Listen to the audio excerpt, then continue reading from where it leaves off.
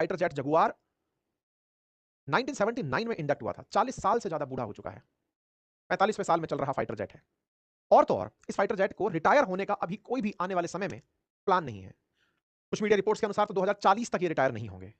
एक साल में 3 तो गिर ही रहे हैं। ऐसे कितने हमारे पास हैं? 1979 में इंडक्ट हुए फाइटर जेट तो अगले 2040 तक भी चल ही जाएंगे। और हमारे देश में पॉल्यूशन के नाम पर 10 साल पुरानी कार नहीं चल पा रही है। हालांकि इन दोनों के बीच में किसी तरह का रिजेंबलेंस करना मात्र केवल घटना को ही मजे लेने वाली बात होगी। जिस भी तरह की ये दुर्घटनाएं हो रही हैं, इनमें आप केवल एक नंबर सुनकर रह जाते हैं और वो नंबर ये होता है कि 2 पायलट शहीद, 1 पायलट शहीद, पायलट नहीं निकल पाए, इजेक्ट नहीं हो पाए और आपके लिए वो एक नंबर मात्र रह गया। 2, 1 या कोई नहीं।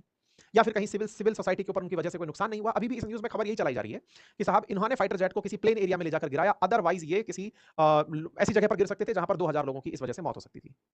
ये ठीक बात है कि उन्होंने अपनी ड्यूटी सही से निभाई, लेकिन किसी की तो ड्यूटी चूक रही है। और एक बड़ा सवाल भी है, उस परिवार का क्या होता है जो इनके पीछे आश्रित रह जाता है?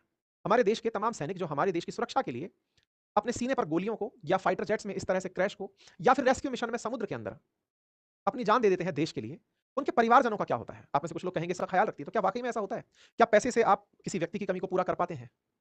क्या हमारे देश में उन लोगों के लिए क्या वास्तविकता में वही स्थितियां हैं जो हमें बताई जाती? पायलट के परिवार का हुआ नुकसान कंसीडर नहीं कर सकते। इसकी वजह से एक परिवार पर क्या बीतती है, एक पत्नी पर क्या बीतती है, एक 1 साल के बच्चे पर क्या बीतती है, ये सारी बातें भी आपको भावनात्मक रूप से इन दुर्घटनाओं के बाद सोचने की आवश्यकता होनी चाहिए।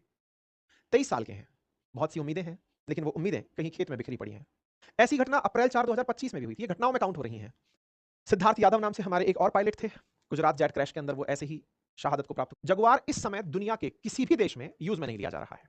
खुद ब्रिटेन के अलावा अन्य देश चाहे फ्रांस था, ओमान था, जिनके पास भी ये था, उन्होंने इस फाइटर जेट का यूज करना बंद कर दिया है। वो इसे यूज नहीं कर रहे हैं।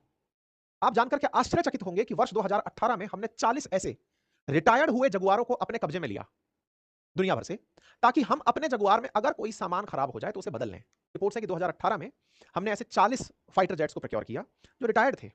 और हमने ब्रिटेन से हाल ही में यह भी कहा कि अगर कहीं पर भी उतरा के खड़े कर दिए गए हों फाइटर जेट्स, तो उन्हें भी हमें दे दीजिए, क्योंकि यूरोप में कुछ और देश भी थे जो इसे यूज कर रहे थे, वो भी हमें दे दीजिए, ताकि उन फाइटर जेट से कुछ जरूरी सामान हम अपने रनिंग फाइटर जेट्स में लगा सकें। भारत के पास फाइटर जेट का इंजन बनाने की अभी तक काबिलियत नहीं है, या तो ये कहिए कि या फिर सरकार के द्वारा फंड की कमी है जिसके चलते हमारे वैज्ञानिक इस काम को नहीं कर पाए।